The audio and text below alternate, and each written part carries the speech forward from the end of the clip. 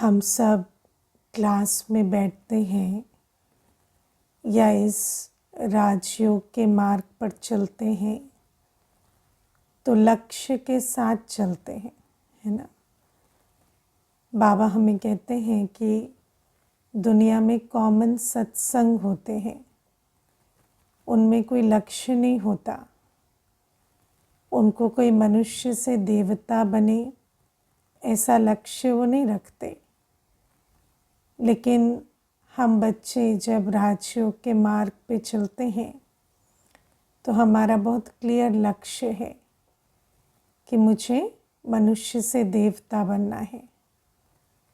अब देवता बनने के लिए पढ़ते हैं, क्लास करते हैं, वो तो ठीक है, लेकिन ईश्वरीय कायदे जो हैं उनको भी पालन करना पड़े। तो इस क्लास को अटेंड करने के कुछ कायदे बता देती हूँ।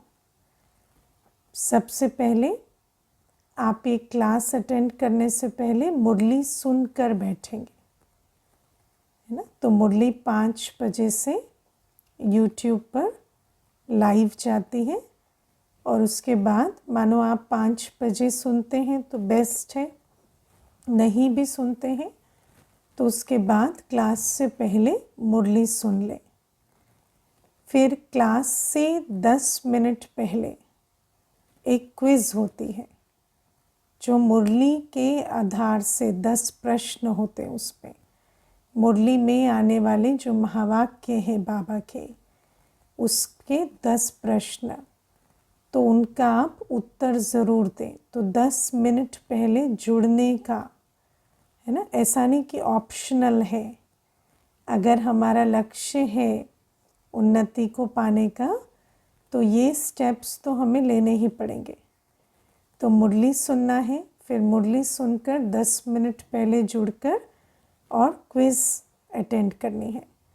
फिर जो कमेंट्री से योग होता है, पहले गीत से योग होता है, फिर कमेंट्री के साथ योग होता है।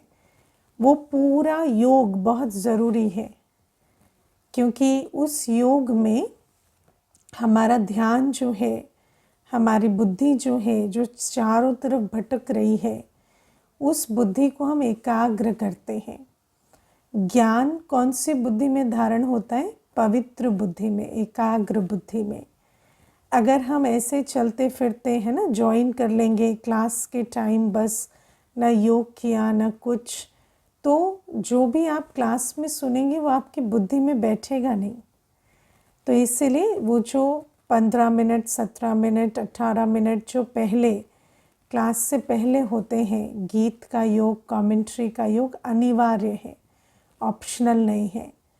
फिर क्लास, है ना। तो ये कम से कम क्लास के कायदे तो हम फॉलो करें। ज्ञान में हमारे 4 सब्जेक्ट है: पढ़ाई, ज्ञान, योग, धारणा, सेवा। तो वो जो पहली सब्जेक्ट है पढ़ाई, उस पढ़ाई की सब्जेक्ट के लिए भी इतना तो करना पड़े, है ना। मुरली सुनना, क्विज़ देना, या योग करके क्लास, मंथन की क्लास में बैठना ताकि बुद्धि में कुछ जाए। फिर सारे दिन अगर बुद्धि में ज्ञान जाएगा ना, तो सारे दिन वो जो ज्ञान है वो टप टप, जैसे, है ना, शिवलिंग पर पानी डलता रहता है, टप टप पानी की बूंदें, ऐसे वो ज्ञान बुद्धि में टपकेगा, तब जाकर हमारा कल्याण होगा। और अगर बेकायदे करेंगे तो कल्याण नहीं होगा, है ना, या बहुत उतना लाभ नहीं मिलेगा जितना मिल सकता है। तो ये पहली सब्जेक्ट के बारे में भी इतना तो अटेंशन रखें, बाकी 3 सब्जेक्ट धीरे धीरे समझते जाएंगे, ठीक है। आज बाबा की मुरली में बाबा हमें सफलता के लिए 2 मंत्र देते हैं। पहला मंत्र, त्रिकालदर्शी बनकर हर कर्म करने से सफलता मिलती है। जब हम कोई कर्म करते हैं तो हम एक कालदर्शी होकर करते हैं क्या त्रिकालदर्शी होकर करते हैं, है ना। उसका वो डिटर्मिन करता है या उससे ये तय होता है कि मुझे कर्मों में सफलता मिलेगी या नहीं। अब आप देखो 3 काल क्या है? अतीत, वर्तमान और भविष्य, है ना, ये 3 काल है। शिव बाबा का टाइटल क्या है? त्रिनेत्री, त्रिकालदर्शी, त्रिलोकीनाथ, है ना। तो शिव बाबा का ये टाइटल है। जब शिव बाबा आते हैं, हमें ज्ञान देते हैं, तो हमें बाबा क्या बनाते हैं? आप समान त्रिकालदर्शी, क्योंकि बाबा ने हमें तीनों कालों का ज्ञान दे दिया, पास्ट का भी, वर्तमान का भी, भविष्य का भी। चक्र के आदि मध्य अंत का ज्ञान बाबा ने हमें दे दिया। अब आप देखो, जब हमें ज्ञान नहीं होता तो हम जब भी कोई कर्म करते हैं तो हम देखते हैं अभी इस कर्म में, है ना, ये जो कर्म हम कर रहे हैं इससे मुझे अभी अभी क्या मिलेगा, है ना, बस उसको देखकर हम कर्म कर लेते हैं। या फिर अभी अभी जो हुआ उसके रिएक्शन में कर्म कर लेते हैं। अगर आप ध्यान दें तो हमारे जो अज्ञान में, हम ज्ञान सुनते हुए भी अज्ञानी हो सकते हैं, ठीक है ना। तो अगर हमारी स्थिति ज्ञान स्वरूप नहीं है तो ज्ञान स्वरूप स्थिति की कमी जब होती है तो हम क्या करते हैं? मेजॉरिटी हमारे जो कर्म होते हैं वो एक्शन नहीं होते, रिएक्शन होते हैं। माना किसी ने कुछ कहा तो मेरी सोच चल पड़ी, किसी ने कुछ किया तो मैंने भी, है ना, किसी ने कुछ बोला मैंने भी पलट के बोल दिया। तो ज़्यादातर क्या हो रहा है? मेरा कर्म अभी अभी भी लाभ दे रहा है या नहीं वो भी हम नहीं देख पा रहे। हमारा कर्म जो है वो पास्ट में जो हुआ, अभी 1 सेकंड पहले भी कुछ हुआ, कुछ परिस्थिति आई, किसी ने कोई कर्म किया, किसी ने कोई बोल बोला, तो वो जो कर्म हुआ, वो जो परिस्थिति आई, उसके रिएक्शन में हम कर्म कर देते हैं, है ना। और कई बार ऐसा होता है, जैसे मान लो बहुत छोटी सी बात है ना, दूध उबलने को चढ़ाया है, अब एकदम से याद आया कि दूध उबल गया क्या, तो ऐसा दौड़े जो खुद ही फिसल कर हड्डी तोड़ ली है ना। तो अभी क्या है, जो पीछे दूध चढ़ाया उसके बारे में सोच चली तो अभी दौड़ रहे, अभी गिर सकते, ये भी बुद्धि में नहीं आया। तो अभी हमारी जो अवस्था है जिससे हमें बाबा निकालते हैं, वो अवस्था कैसी है कि हम वर्तमान के बारे में भी नहीं सोचते कई बार, है ना। कई बार वर्तमान में भी नुकसान हो रहा होता है। जैसे मुझे याद है, मुझे एक भाई ने बहुत अच्छी बात सुनाई थी। कहते कि वो एक इंटरव्यू देने गए थे, तो जब वो इंटरव्यू दे रहे थे तो वो जो इंटरव्यू लेने वाले थे वो बहुत बड़े व्यक्ति थे। तो उन्होंने उनको एक प्रश्न पूछा, तो उनको वो प्रश्न सुनकर हंसी आई, है ना, और उन्होंने वहाँ पर हंस दिया, थोड़ा ज़ोर से हंस दिया, है ना, कि ये कोई प्रश्न है, ऐसा तो हो भी नहीं सकता।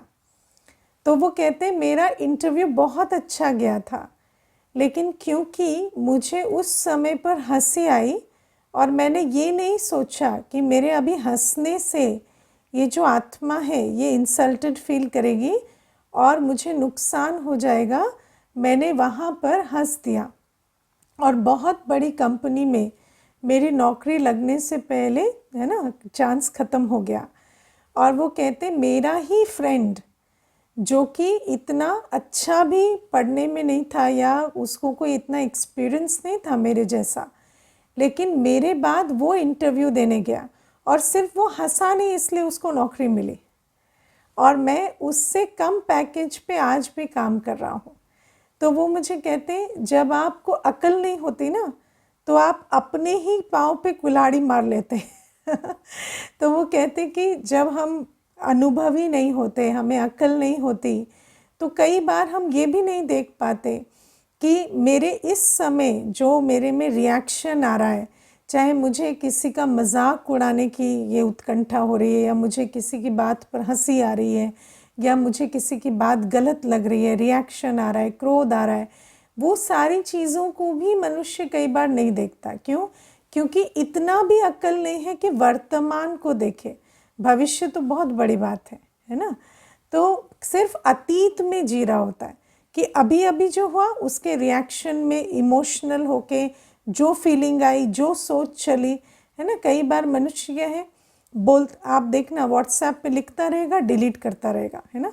अभी अभी टाइप किया, सेंड किया, फिर डिलीट करेगा, फिर नया मैसेज भेजेगा।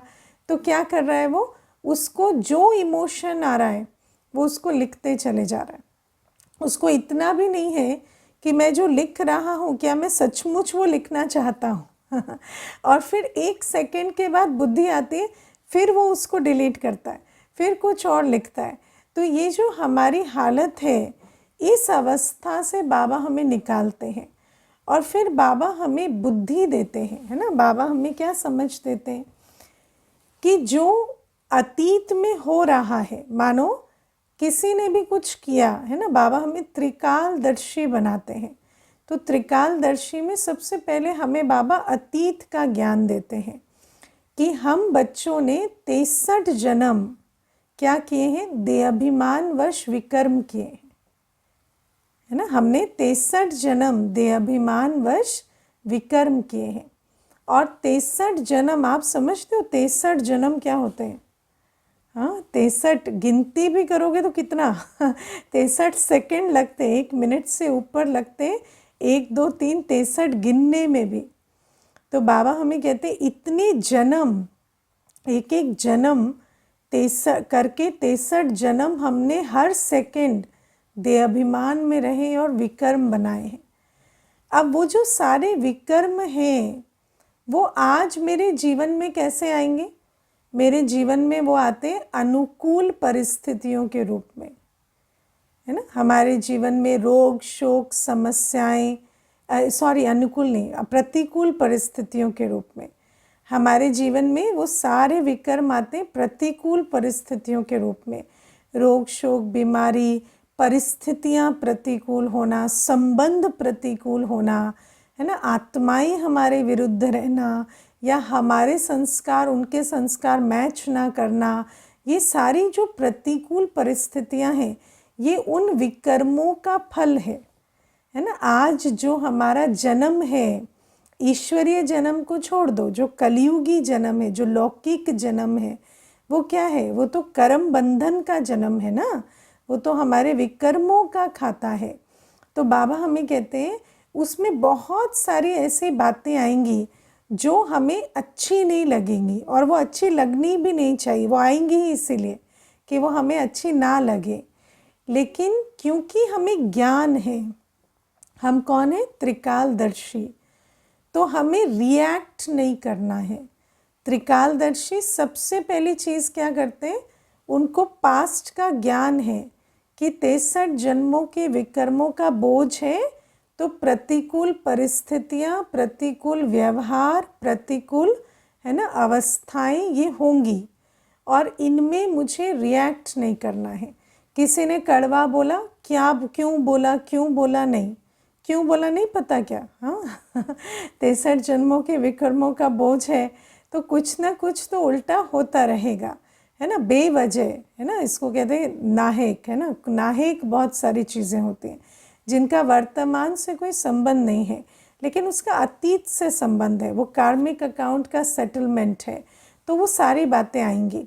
तो सबसे पहले हमें रिएक्शन से निकलना है ना, हमें रिएक्शन से निकलना है।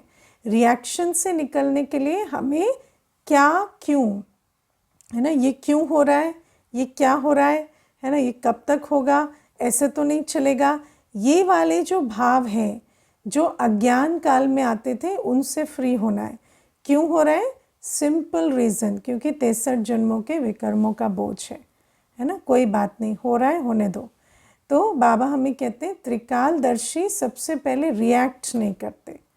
दूसरा, त्रिकालदर्शी सिर्फ वर्तमान का लाभ नहीं देखते, सिर्फ वर्तमान में जो प्राप्ति हो रही वो नहीं देखते, लेकिन भविष्य को भी देखकर निर्णय लेते। आप देखो समय कैसी इंटरेस्टिंग चीज़ है। समय में 3 बातें हैं, पास्ट, प्रेजेंट और फ्यूचर। चौथी कोई समय की काल होता है क्या? 3 काल होते हैं, भूत, वर्तमान और भविष्य। चौथा कोई काल नहीं होता ना? होता है? नहीं होता। अब जो भूत था, जो कल वर्तमान था, वो आज क्या बन गया है? भूत बन गया। ठीक है? वो जो आज जिसको आप भूतकाल कहते हैं, वो क्या है? वो कल वर्तमान था। ठीक है? अब वो जो आज जिसको आप भूतकाल कहते हैं और जो भूत की तरह आपके पीछे पड़ा रहता है है ना, सबसे बड़ी बात क्या है? ये भूतकाल का भूत छूटता नहीं है ना। भूतकाल में ये हो गया, पास्ट में ये हो गया, पास्ट में वो हो गया।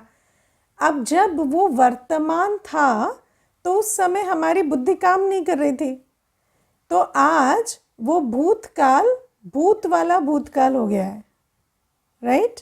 क्योंकि जब वो वर्तमान था उस समय हम किसी और चक्कर में पड़े थे, उस समय हमने अटेंशन नहीं दिया, है ना। अब ये जो वर्तमान आज चल रहा है, इसको अगर ध्यान नहीं देंगे तो कल जो भविष्य है ना, वो भी बिगड़ जाएगा।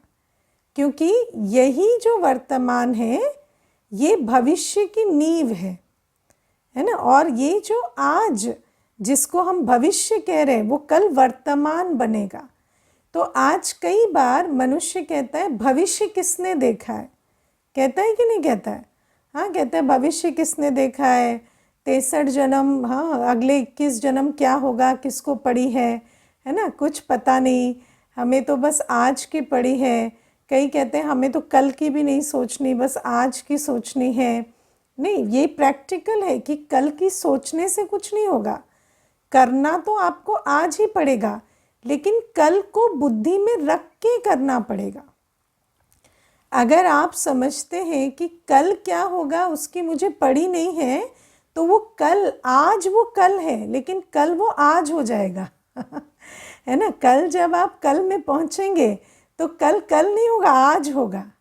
और वो जो आज है उसको आपको भोगना पड़ेगा, है ना। इसीलिए बाबा हमें कहते हैं जब अतीत वाला कल आज था और उसकी परवाह नहीं की, तो आज वो भूत बन के तंग कर रहा है। और आज अगर भविष्य की परवाह नहीं करेंगे तो भविष्य कल जब आएगा और भविष्य जब वर्तमान बनेगा तब हम उसके लिए भी बहुत पश्चाताप करेंगे। इसीलिए कोई ये ना सोचे कि ये जो 3 काल है इसमें मुझे सिर्फ वर्तमान को देखना है। नहीं, बाबा कहते हैं वर्तमान में कर्म करते हमें याद रखना है कि इस वर्तमान से हम भविष्य की तरफ बढ़ रहे हैं और कल वो भविष्य इसी वर्तमान के बोए हुए बीज के आधार से हमें मिलेगा। तो मुझे आज जो कर्मों का बीज बोना है वो भविष्य को ध्यान में रखते हुए बोना है ना। ये नहीं कि कल क्या होगा पता नहीं। अभी देखो मनुष्य क्या करता है, शराब पीता है, सिगरेट पीता है, ये नहीं सोचता कि कल उससे जो बीमारियां आएंगी, है ना, वो तो मुझे ही झेलनी पड़ेंगी ना। सोचता है आज एंजॉयमेंट मिल रही है, आज अल्पकाल का सुख मिल रहा है तो होने दो। ऐसे इस तरह से मनुष्य कितने पाप करता है। लेकिन अगर मनुष्य इस जीवन का भी भविष्य देखे कि आज जो हम बीज बो रहे हैं उसकी फसल कल काटनी पड़ेगी, तो ऐसे कर्म ना करें। और फिर बाबा हमें कहते हैं सिर्फ इस जन्म की बात नहीं है, मानो शरीर में बीमारी हुई या नहीं हुई वो इतनी बड़ी बात नहीं है, क्योंकि कलयुग में तो सब कुछ विनाशी है, सब कुछ सड़ा हुआ है है ना। तो इस जन्म में बीमारी हुई या नहीं हुई वो तो बड़ी बात नहीं है, क्योंकि बीमारी के युग में बीमारी हो भी गई तो भी कोई बड़ी बात नहीं। लेकिन कल तो वो दुनिया आने वाली है ना जहाँ सुख, शांति, समृद्धि सब होगी, और उसमें अगर हमें जाने का अवसर ना मिले, अगर आज के किए गए कर्मों के अनुसार हमें सतयुग जाने की प्रारब्ध ना मिले तो वो बहुत बड़ा नुकसान हो जाएगा, है ना। हमें देखो, कई बार मुझे याद है, एक मुझे कोई कहते थे कि दुनिया वाले भी बीमार होते हैं, आप लोग भी बीमार होते हैं, है ना। शरीर के रोग तो सबको आते हैं, या बीकेस को भी धन की समस्याएं आती हैं, या संबंध की समस्याएं आती हैं। तो फिर आप लोगों को ऐसा क्या मिला जो दुनिया को नहीं मिला, है ना। तो मैं उनको कह रही थी कि इस दुनिया में ये दुख धाम है, दुख धाम में दुख मिल भी गया तो कोई बड़ी बात नहीं है है ना। दुख धाम में तो सभी दुखी है ना, तो दुख मिल भी गया तो कोई बड़ी बात नहीं है। लेकिन सुख धाम में जाने का मौका मिला और वो ना हम जा सके, वो बड़ी बात है। तो बाबा हमें आज कहते हैं कि दुख धाम में तो दुख मिलेगा ही, क्योंकि कर्मों के हिसाब किताब इतने हैं। लेकिन ना तो उन दुखों के बीच हमें रिएक्शन में आना है, और ना ही हमें अल्पकाल के सुख के चक्कर में पड़ना है। क्योंकि अल्पकाल का जो सुख होता है ना, अभी अभी किया, अभी अभी जो मिला, उसके चक्कर में पड़कर भविष्य जो कर्मों से बनता है, श्रेष्ठ कर्मों का जो बीज बोना है भविष्य के लिए, उससे वंचित हो जाते हैं। तो बाबा हमें कहते हैं कोई भी कर्म करते हुए हमें भविष्य को देखना है कि, और कर्म मतलब क्या होता है इसमें हमें समझना है। हमारे पास 9 शक्तियां हैं, तन मन धन समय श्वास संबंध मन वचन कर्म, है ना। तो माना मन 2 बार रिपीट होता है, अब 8 शक्तियां लगा लो। तन मन धन, तन मन धन समय श्वास संकल्प वचन और कर्म, ठीक है। ये 8 शक्तियां हैं। अब ये जो 8 शक्तियां हैं, इनको आप जहाँ भी लगाते हो वो कर्म बनाते हैं, है ना। आप जहाँ भी अपना तन लगाएंगे, मन लगाएंगे, धन लगाएंगे, समय लगाएंगे, एनर्जी लगाएंगे, थॉट लगाएंगे, संकल्प लगाएंगे, जो वाणी से शब्द बोलेंगे, हाथों से कर्म करेंगे, वो सब हमारे कर्म का खाता बनाते हैं। अब बाबा हमें कहते हैं जब हम ये कर्म करते हैं, कर्म इन 8 शक्तियों से किया जाता है। तो ये जो 8 शक्तियाँ जो हमारे कर्म बनाती हैं, इन कर्मों को करते वक्त मुझे ध्यान रखना है कि जो मैं जहाँ अपना मन लगा रही हूँ, उससे मेरा मन शक्तिशाली बन रहा है या अशक्त बन रहा है। जहाँ मैं अपना तन लगा रही हूँ, उससे मुझे भविष्य फल मिलेगा या मुझे सिर्फ वर्तमान में फल मिलेगा, और जो बाबा कर्मों की कमाई कह रहे हैं वो होगी या नहीं होगी, वो चेक करना है। तो बाबा हमें कहते हैं हर कर्म से पहले हमें चेक करना है कि इससे सिर्फ अल्पकाल का सुख मिल रहा है या 21 जन्मों का भाग्य भी बन रहा है। अब एक छोटा सा एग्जाम्पल लेते हैं।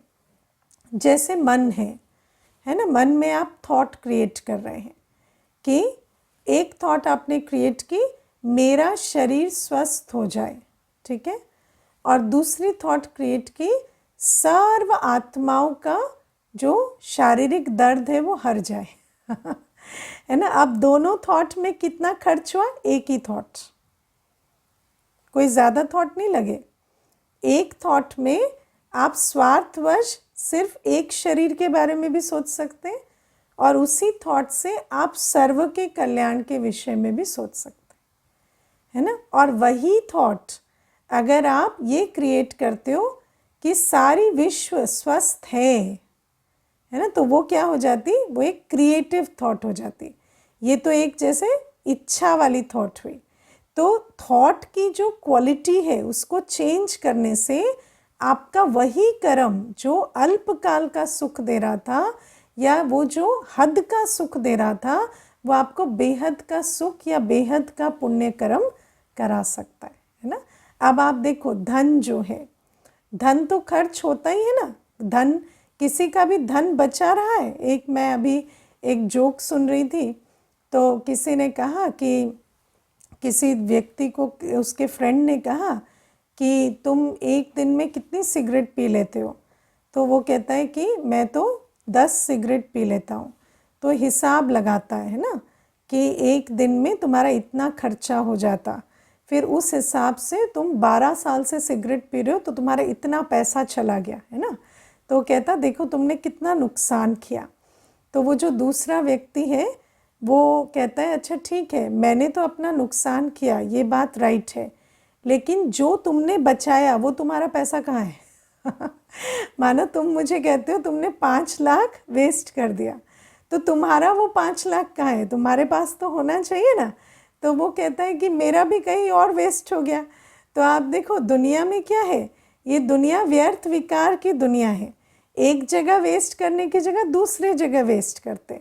लेकिन बाबा हमें बताते हैं कि वही धन जब विश्व कल्याण में लगता है ना, जब ये जो ईश्वरीय कार्य है उसमें लगता है, तो उसमें कमाई होती है।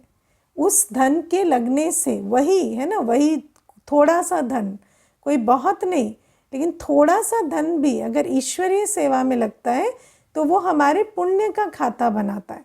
और वही धन हमारा, आज देखो मनुष्य के पतन का कारण भी धन बन सकता है और उसके पुण्य कर्म का कारण भी धन बन सकता है कि नहीं। आज जिसके पास, जब स्टूडेंट्स के पास पैसा नहीं होता तो वो व्यसनों की भी चपेट में नहीं आते, जब पैसा आ जाता है तो सब कुछ शुरू होता है ना। लेकिन वही स्टूडेंट अगर ईश्वरीय स्टूडेंट भी बन जाए तो वो जो कमा रहा है वो उसका भाग्य द्वार खोलने के निमित्त भी बन सकता है। तो बाबा हमें कहते हैं तन मन धन समय श्वास संबंध वचन कर्म, हर शक्ति को जब हम श्रीमत पर यूज़ करते हैं, जब हम बाबा जैसा डायरेक्शन देते हैं हमें वैसा यूज़ करते हैं, तो वो जो शक्ति है वो हमें पुण्य का खाता 21 जन्मों की कमाई करके देती है। और वही शक्ति जब हम है ना अपने विकारों के वश यूज़ करते हैं तो अल्पकाल का सुख भले हमें मिलता है, अभी अभी कुछ ना कुछ अच्छा लगा, फील गुड हुआ है ना, कुछ अच्छी फीलिंग आई, लेकिन ऐसा नहीं कि उससे कोई सदा काल का भाग्य बना। और बाबा हमें कहते हैं जिसको आज आप भविष्य कह रहे हैं वो कल वर्तमान बन जाएगा। इसीलिए हर कर्म करते पास्ट की बातों के रिएक्शन में कर्म नहीं करो, और भविष्य को देखकर ऐसी चॉइसेस लो जिससे हमारा वर्तमान में किया गया कर्म हमें कल भविष्य का फल दे। और सफलता, सफलता किसे कहते हैं? सफलता बहुत लॉन्ग टर्म चीज़ है ना। मुझे याद है एक भाई आए थे, तो वो लोग ना 4 बहनें और एक भाई है।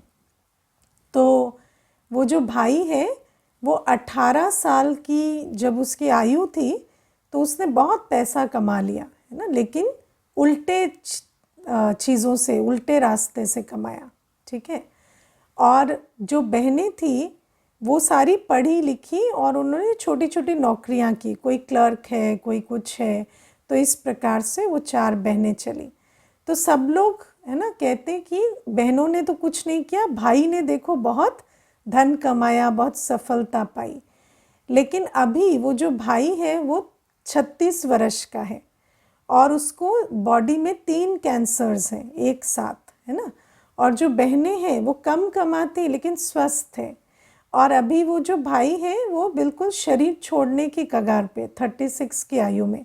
तो आज सब कहते हैं कि बहनों का जीवन सफल है, भाई का नहीं है है ना। भाई ने जो जीवन है उसको सक्सेस नहीं मिली, वो तो बिल्कुल फेलियर हो गया, और बहनें जो है वो सफल हैं।